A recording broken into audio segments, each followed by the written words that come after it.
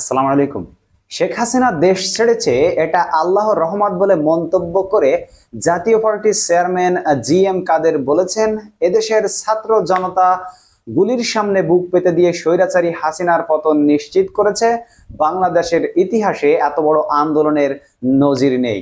আন্দোলনে এত নির্যাতন আর হত্যাযজ্ঞের ইতিহাসও নেই আমাদের দেশে। মঙ্গলবার 24 সেপ্টেম্বর দলের চেয়ারম্যানের বনানী কার্যালয় মিলনায়তনে জাতীয় মোটর শ্রমিক পার্টির সঙ্গে মতবিনিময় সভায় প্রধান অতিথির হিসেবে বক্তব্য দেন তিনি এবং তিনি সে সময় এসব কথা বলেন।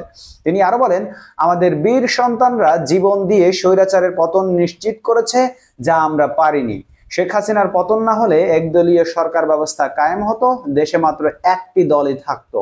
বর্তমান রাজনৈতিক পরিস্থিতিতে পরিবহন মালিক ও শ্রমিকদের চাঁদাবাজ চক্রের হাত থেকে মুক্তি দেওয়ার দাবি জানিয়ে তিনি বলেন, পরিবহন সেক্টরের সংস্কারও জরুরি হয়ে পড়েছে। এছাড়া তিনি বলেন, চাঁদাবাজ চক্রের হাত থেকে পরিবহন সেক্টর বাঁচাতে হবে, পরিবহন মালিক শ্রমিকদের বাঁচাতে এখনই উদ্যোগ নিতে হবে। পরিবহন মালিকদের দাবি, সড়কের চাঁদার জন্য গণপরিবহনের ভাড়া বেড়ে যায়, গণপরিবহনের চালক ও হেল্পার নিয়োগ দেয় শ্রমিক ইউনিয়ন, মালিকদের কর্তৃত্ব থাকে না।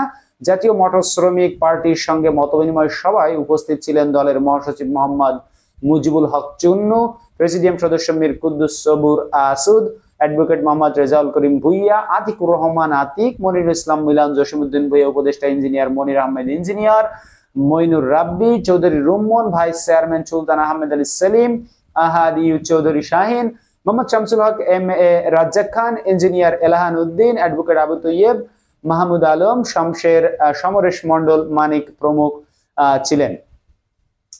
বন্ধুরা, জিএম কাদের এই কথা এখন কেন বলছে, এই মন্তব্য আপনারা আপনাদের মূল্যবান মতামত কমেন্ট বক্সে অবশ্যই জানাতে ভুলবেন না। দেখা হবে পরবর্তী ভিডিওতে অন্য কোনো খবর নেই। সেই পর্যন্ত আপনারা সকলে ভালো থাকবেন। আল্লাহ হাফেজ।